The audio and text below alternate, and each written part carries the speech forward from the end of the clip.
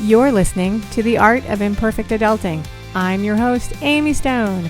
Here, I share stories from real people navigating the adventure that I call adulting. Are you ready? Me too. Let's do this. Well, hello, friends. It's Amy. Today on the show, I'm going to introduce you to Stacie Walker. Stacie shares a story about how a health crisis, really a near-death experience, was a catalyst for personal change, personal reinvention, actually. So she shares with us what her life was like and what created or caused the health crisis. And then we talk about her recovery and coming to terms with what it was going to take to get healthier. And then Stacie shares what her life looks like today and why and how she loves her new life. I think that you're going to enjoy this story. So I'm going to stop with the introduction and let's go ahead and get to the interview. Stacie Walker, welcome to The Art of Imperfect Adulting. I'm so happy you're here today. Are you ready for a fun chat? Amy, I am so ready. Thank you for inviting me on your show. You are welcome. I start all of my conversations with my guests with the exact same question. Tell us where you are, what part of the world you call home. I am in Colorado, a little outside of Denver, not too close to the city.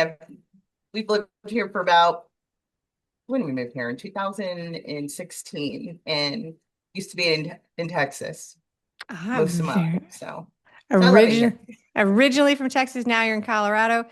Yes. One more get to know you question before we get into the topic of the day. What is a recent compliment or something kind that you have said to somebody? It can be something small, it can be from earlier today or earlier this week. You tell us. Oh my gosh, I've had so many conversations with people. I would say, just, if I see someone, a stranger, like if I go to the grocery store, I'll just say, smile, everything's going to be okay. Very nice. Very nice. Okay, so the topic of the day is that back in 2008, you had a health crisis, and this turned into a near-death experience. Are you ready to talk about that today? Yes. Of All right. course, yes. Let's do it. Okay, because that sounded kind of dramatic, and this is not like an overly dramatic show, I don't want to drag it out and have people wondering what happened. So I want to set before we get to the details, I do want to set the stage for what your life was like before this happened, so that we can all understand the shift that Okay. underwent. So before 2008, thinking back to that time, because that's quite a while ago, how old were you? Yeah. What kind of job were you doing? What did your family look like? What, all the things. Yeah. So 2008, I was in my late 20s. No, mid 20s, about mid 20s. I was married to my first husband at the time. My oldest son was living with my ex's mom, which was his grandma. It was a wild time, pretty wild time. I was pretty much so a wild child, um, for sure. And the relationship with my ex-husband, it just was very codependent. It wasn't healthy. I was the breadwinner. I was working at the UT Health Science Center in San Antonio, and I was also working a second job at a bagel shop, 12 hours on Saturday, 12 hours on Sunday, and Monday through Friday, 8 to 5:30 at the university. So there was a lot going on. I just really wasn't taking care of my health. Um, I was drinking a lot. You know, I I was doing a lot of unhealthy stuff. So that that is the scene. It was a life that was just totally opposite of what it is today. The way that I look at it is like sometimes I feel like for me personally, sometimes I got to go through some hard stuff to get to the other side and realize like what it is I want in life and what I don't want. I've always been one of those people that's curious and which has been a strength, but also it has gotten me in trouble in many ways in my youth. But that's okay because, like I said, I'm on the other side of it.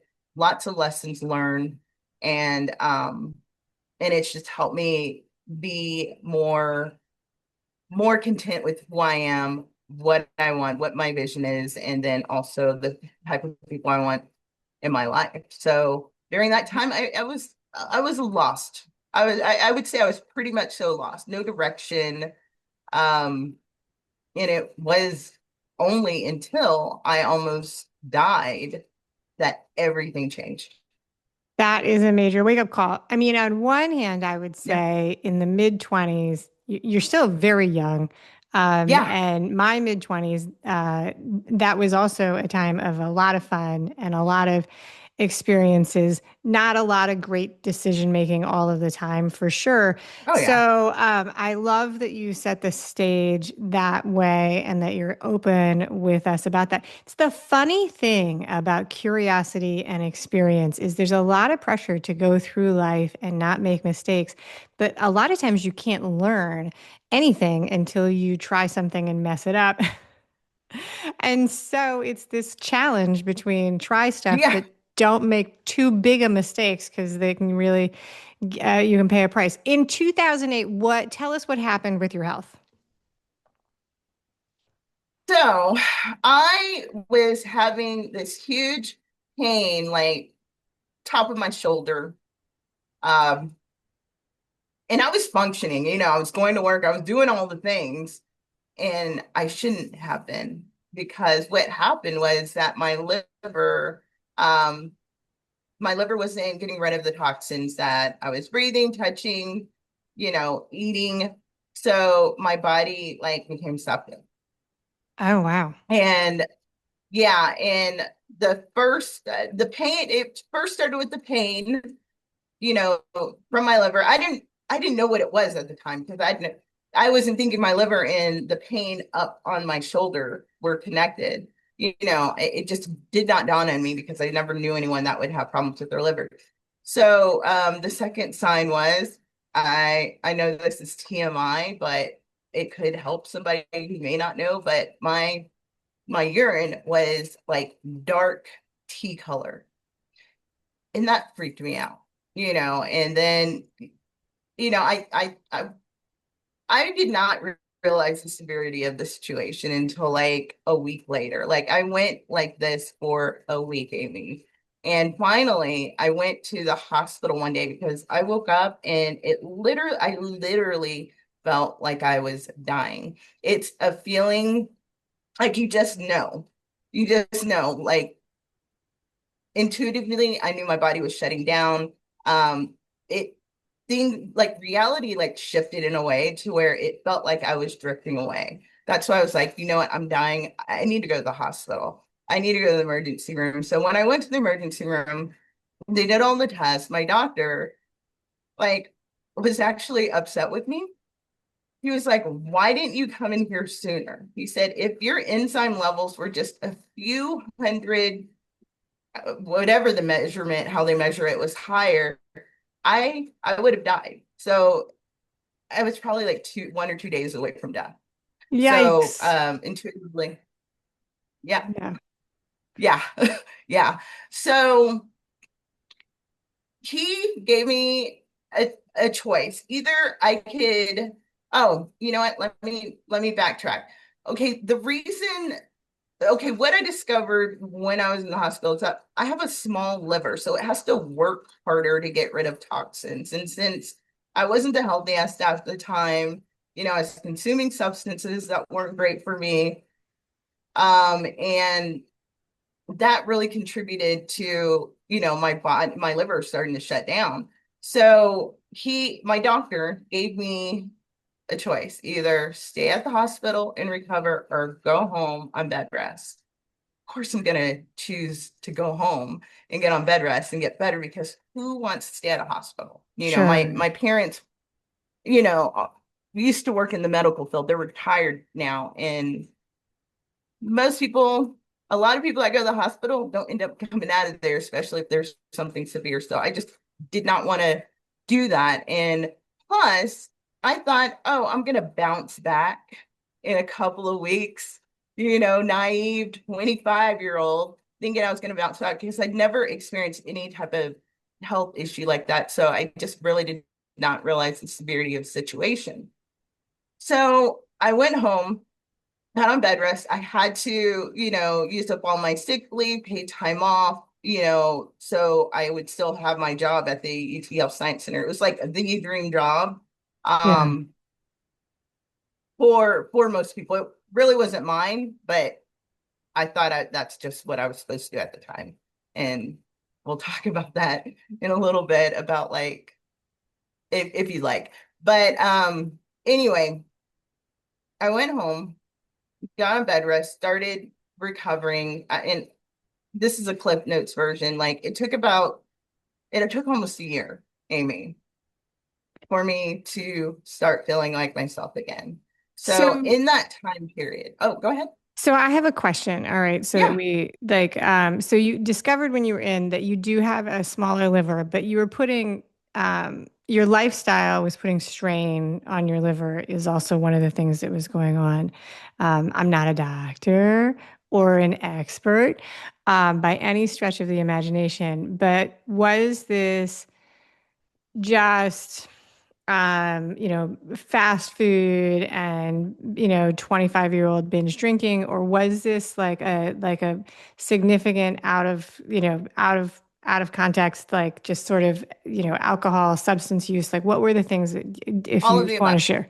All of the above. Okay. All of the above. So All of I, the above. like I said, I was not living a healthy lifestyle at the time. And I think that one of the things that is interesting about this is that if you're not living a healthy lifestyle, you think you feel normal, but your not healthy lifestyle has you operating in a standpoint where your concept of normal is not healthy. And so then I think that it's harder. So the doctor said you should have come in sooner, but really you had to probably get very sick before you felt sick because Absolutely. okay, yeah. Like So, that's exactly what it was. Like I was still going to work, yeah. I was still walking around and I should have been in the hospital like a week ago, a week before. And when your liver shuts down, when you're like, I think that it's one of the things like organs, when they all need to be working, guys. Like we don't have Yes, extras that we get to give away. So they all have to right. be working. And so when you say that I mean, sepsis kills people. People die Yeah. from sepsis, even today, right? It's a really, really Yes, big thing. absolutely. And so I think that I can't imagine what you felt like. I assume that you were probably very swollen, you were very stiff, you were probably feeling feverish and fluish and just horrible. It was a nightmare. I'm just surprised I was able to function for a week until I realized like I feel my soul, my spirit drifting away. And you, Like yeah. it seemed like the day that I went, like when I got up like before I went, like it things felt hazy. It was like a dream state. Like that's what it felt like. And that's when I realized there's something off, because I'd never felt like anything like that in my entire life. Okay, so you go home. The recovery of this, it takes you a full year to get back to Yeah. a point where you feel like you can do things. You actually shared, that you changed from you call it a life of addiction, which is how I knew to ask about, substances, Mhm. to a life of freedom and purpose. So I have Yes. two questions. First of all, I want to give you a chance to talk about what that means, and the second thing is I'm curious about whether or not that day in the hospital was like turning a page, instant sobriety, clean living, or whether or not it was a process. Well, it was instant sobriety because, I followed the doctor's orders, because I didn't want to die. I didn't Yeah. want to die. And that was my wake up call. That's what I needed in order to get my life in order and to really think about like how I wanted to live life moving forward, and not live that sort of lifestyle anymore. It wasn't hard for me because, I felt like awful and I wanted to live. So I Yeah. was willing to make whatever changes necessary so I could get better and start living a better life. That whole situation was the catalyst to, the life that I live today. Uh, I'm grateful that I didn't die, that I was given a chance to be able to, get my ducks in a row and figure out how I wanted to live this life and move through this life and contribute in this life. And it took that happening in order for me to come to grips with it's time to change. Had you ever, when you were in your mid 20s and you were doing the things that you were doing, like, and hopefully no like implication of judgment comes through because that's not my intention, but I'm curious. Yeah. Um, like, did it ever occur to you that that you were putting your life at risk with the decisions that you were making? Um, yeah, but I would say in my 20s, just like with a lot of young adults, you think you're invincible. Right. That's the reason. I mean, I think back to things that I did when I was a kid, and in my teenage Yeah. years and as a young adult. And I mean, I sometimes think I'm like, wow, that was really a whole lot riskier than I realized that it was. Oh, yeah. Um, and because, it's not always as obvious Hmm. as, it is in the rearview mirror. So Right. that's the reason I wanted to throw that perspective in because I think that one of the things with the value, you said, you're through this. And the value of having somebody like you tell a story like this is that you are all the way on the other side. Yeah. And part of that, though, is definitely to acknowledge, in my opinion, this is just my opinion, that we don't always know what the impact of the decisions we're making are. Like, so I mean, everybody knows that cigarette cartons come with a warning on them that they can cause something, a bad health risks, but people still do it. And Right. I know that when I eat, Doritos or fried foods, no one's ever described those for me as healthy. And yet I don't think that, about the damage I might be doing at that time. Right. And so I just wanted to honor that it's like in the moment, it doesn't seem like it's necessarily dangerous. But so you were very, very sick. So the doctors gave you kind of an ultimatum when you were in the hospital. They're like, if you continue this, Yeah. you are not going to make it. Okay. Yeah, you're gonna die because you're if you don't take care of your body, your liver, your he was like, your liver's already small, so you've got to make some lifestyle changes. And I was like, okay, you know, even, you know, even about, gosh, how long ago was this? Like 6 years ago, I started feeling the symptoms again of my liver, and I wasn't drinking. It was environmental. Like Yeah. it's like that. So me removing, being very intentional about, what I eat and moving my body and what I drink, it definitely helps. But even even when I'm doing that, my liver can still get affected. You Yeah. know, yeah. Yeah. So so I so looking at that, it's like, well, I can see why. I mean, of course, my doctor's not going to lie to me or anything like that, but I understand. I knew it was serious, but I thought I was going to recover quickly. I didn't know it was going to take a year, and that's during that time. Like I depleted my retirement account, my savings, all of that to the point to where I needed to figure out a way to earn money from my bed Yeah. because I couldn't go out and work, and again, I was the breadwinner. So my husband at the time, even with two jobs, like we were at jeopardy of like losing the roof over our head, so that was definitely my wake up call.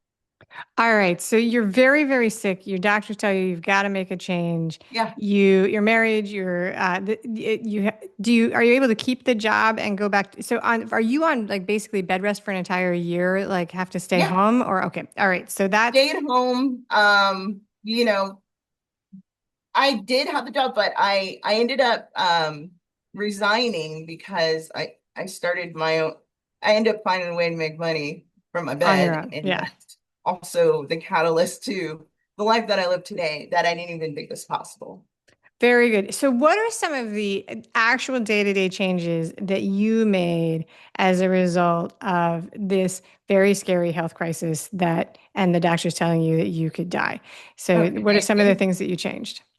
Well, the most basic stuff, my golly, you would think, duh, but like exercise, exercise the best that I could. Uh, Drink more water, stay away from the processed foods, eat more plants, eat more protein, take vitamins, um, meditating, praying, you know, just making sure my wait, emotional health. Yeah, here we go. Mental, physical. What am I missing here? Physical, mental, Physical, mental, spiritual. I spiritual. don't, There we spiritual. go. Yeah, okay. Yes, yeah, there we go.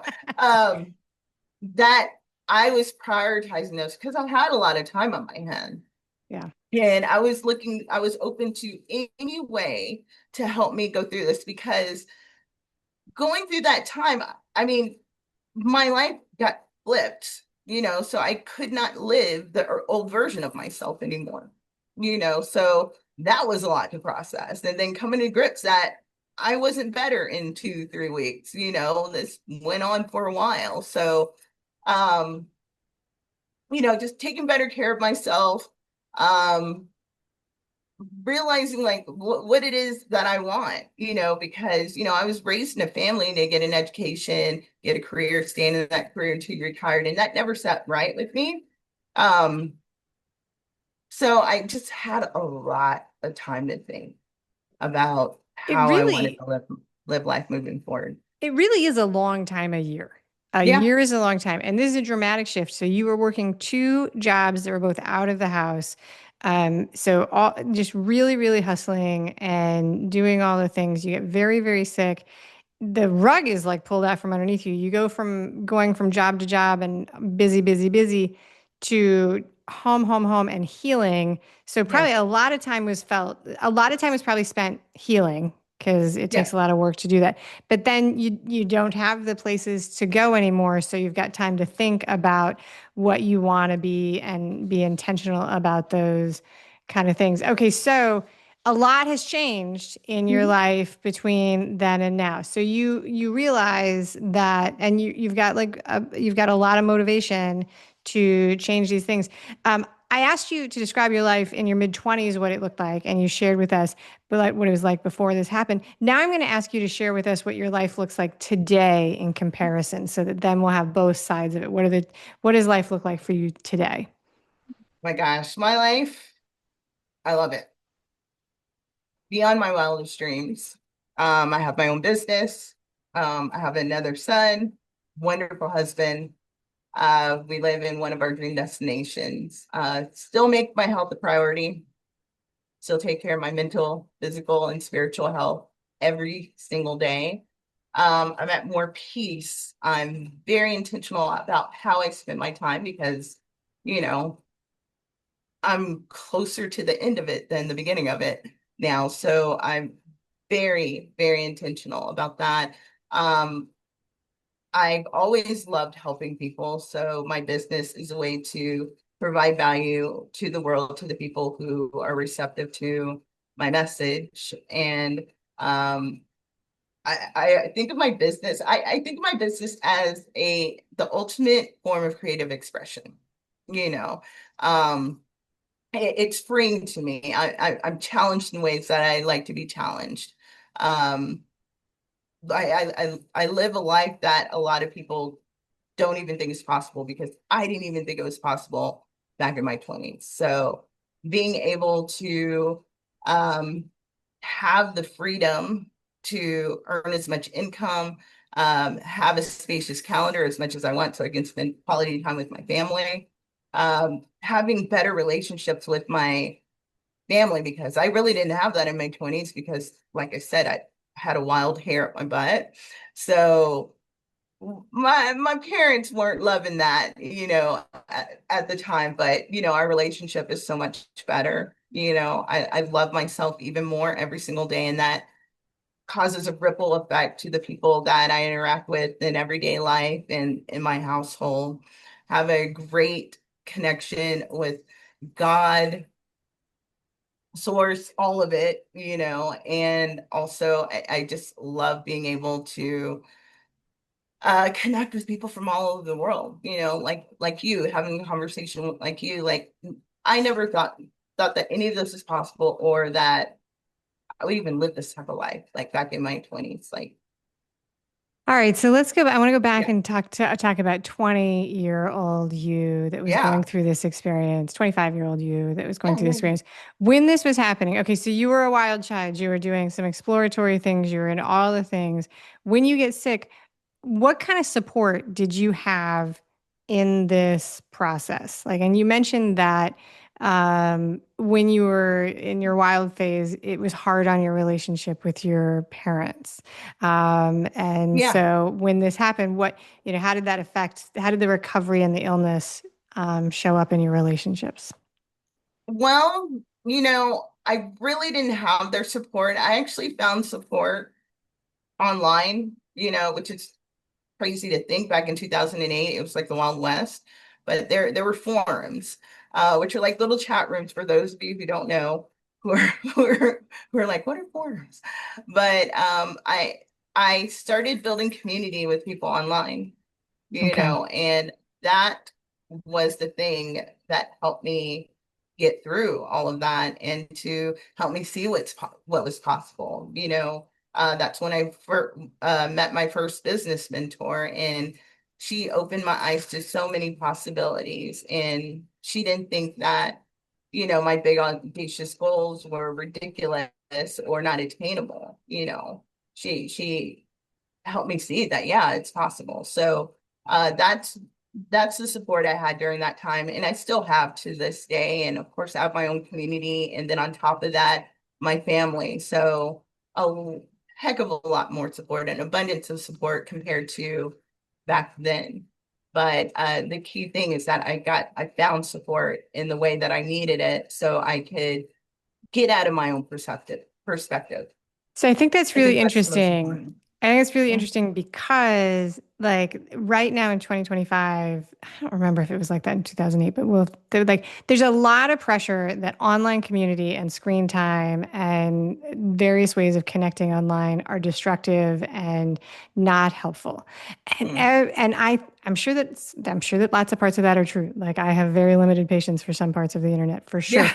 Yeah. But one of the things that I think is really powerful about about being online, you were at home and you weren't going out and you didn't have your work community when this was happening, and your relationship with your parents was not helping at that point.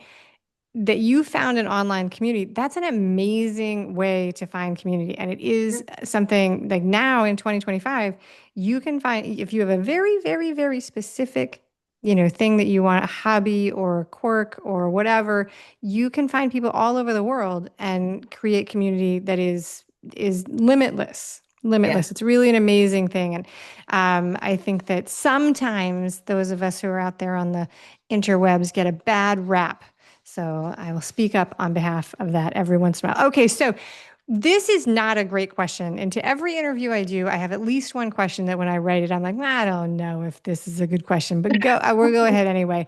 This is hard because, you have lived your experience and this is your story. And no matter what you think about it, you can't actually go back and change the things that you already did. Right, But right. do you think, when you think about your life and who you are, because really you are the same person that you were when you were 15, when you were 22, Yeah, and as you are today, do you right. think that there is a chance that you would have found your way to step away from substances, clean up your life, focus on your health and your spirituality and your community without the near-death experience and the year of healing? Mhm.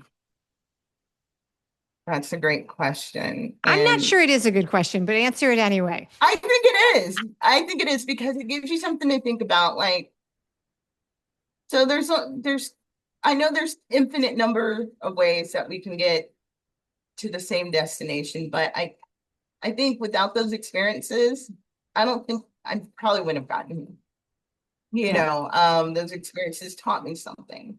Those experiences helped me be a stronger person. to see the contrast of what I want in life and what I don't want in life. Life is a journey. It's full of experiences. Oh, most of it's a learning experience. I'd say all of it's a learning experience. So I don't think I would be here today if I did not go through that. I probably would be 6 feet under. Oh, that's scary. That's scary to think about, Yeah, I bet. Yeah, that's scary. yeah, Sometimes, everybody's life has hardship. I don't think there's anybody who makes it, from cradle to grave without having challenges in their life. And everybody's challenges are different. right. But some people like really sometimes there are people who I talk to and they're like, well, I had a hard life, and so you also need a hard life. And it's almost like they manufacture challenges. And I'm like, I don't know if you need those extreme challenges all the time. But that there is, people talk about the blessings of the hard experiences that they have in their life. And I think that that's what you're saying, that even though it was really hard Yeah. and really, really tough, it brought you through to be able to do this next part of your journey. And so that is that. Okay, so we've talked a lot about the transition and you have your own business. I want to give you a chance now before we do the final three questions to tell the audience, what you do, who you serve, how you help people, and how they can find you online after they listen to the interview.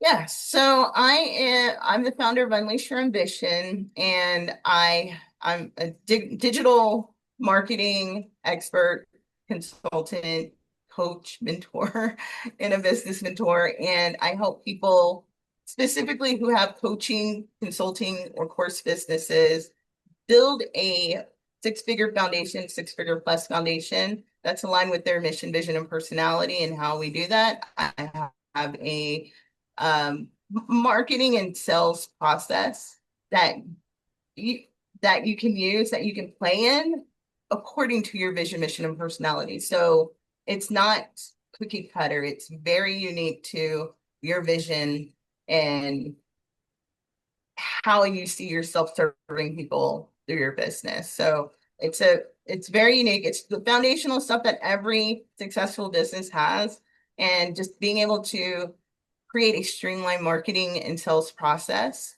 that fits you is like the biggest difference in trying to do what a million other people are doing or a million other ways. Like I think the best way to be successful in the online space is figure out what works best for you. Yeah. Applying the foundational pillars, which there's 5 of them. And, I've been helping marketing and selling their products and services, since 2008. So, never thought in a million years I would love marketing. I didn't even think business was even an option for me. So I'm just a testimony to what's possible, you know.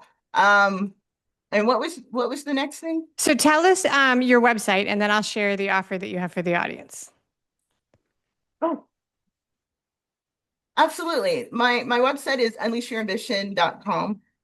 All right, perfect. All right, so you have a great offer for the audience, which is a complimentary business breakthrough session. So the value of this session, you guys, is priced at $1,000. There's a link in the show notes that Yes. reduces this to zero. It's a session where you will pinpoint exactly where your marketing and sales process is leaking money, and there's more details about that. You'll find that in the show notes wherever you're listening or watching to the show. But the other place this link is that it's in the email. If you join the Imperfect Adulting email community, then I email you all of the stuff about this episode, including the link. That is by far the easiest way to get the links, because then you just click on it. You don't have to hustle for a piece of paper and a pen while you're on your morning commute. It comes right to your inbox. That's a very generous offer, Stacie. I want to say thank you very much for offering that to the audience. Now are you ready for the final 3 questions? These are just for Yes. fun. Okay. Yes. What is your opinion on reality TV shows? Love it, hate it, or depends on the mood? I don't love it. I don't love I'm it. I don't more want of to say I hate it, but I don't love it. Okay. I don't love it. I mean, I guess in the early years of it, it was fascinating, but that's all it is. I mean, heck, social media is like a reality show for millions of people now. So that's don't love it. true. That's true. That's a very good point. Death of the reality TV show that everybody is living their lives online. All right, there we go. All right. One of the things about being an adult is that there are many, many never-ending daily tasks and chores. Laundry, cleaning, cooking, shopping. What is one repetitive daily task that you would happily give up forever and ever without even thinking twice? Well, it's weird because I like cleaning. I, mm, I have a lab dog, and he sheds ferociously, Yes. around this time. That I would give away. And yeah, I could go to the groomer, but I do it myself. So But keeping that up on I top of would, the shedding. yes, Yes, it's yes. insane, Yeah, especially when all no, my it is. furniture's darkened. It is keeping up on the dog fur, dog hair, the undercoat. That is a definite project. I have a rule that every once in a while comes up. I was like, I do not want any pets that have a more complicated hair routine than I do. If they're going to be more high maintenance than I am, they can't come in the house. Yeah.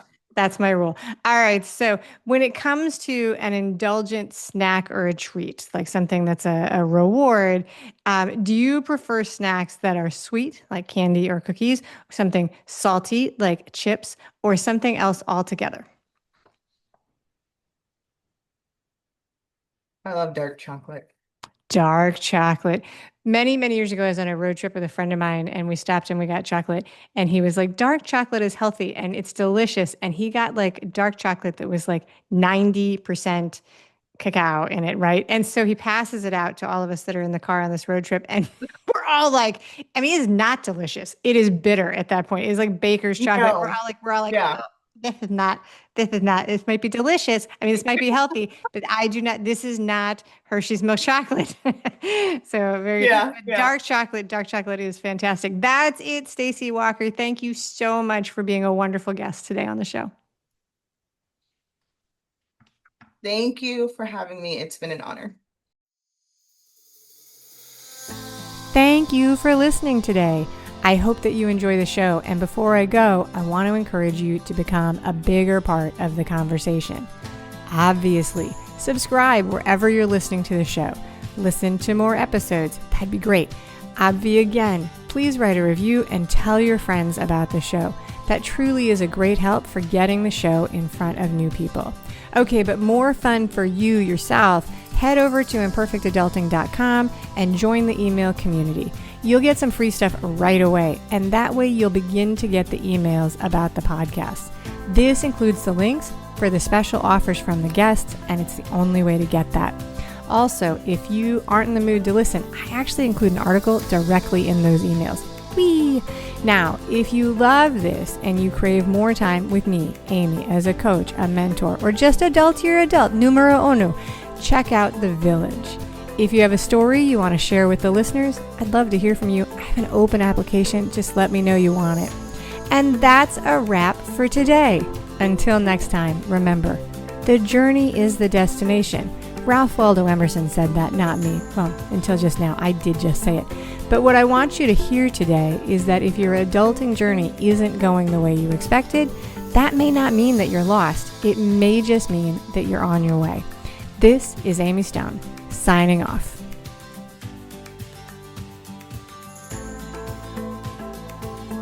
The Imperfect Adulting podcast is created and produced by Amy Stone and Amy Says So. Anything expressed on this show is offered as entertainment, and the views of the guests may not always represent the ideas and viewpoints of the host. That's me. Amy does not intend or hold herself out to provide professional advice or recommendations of any kind.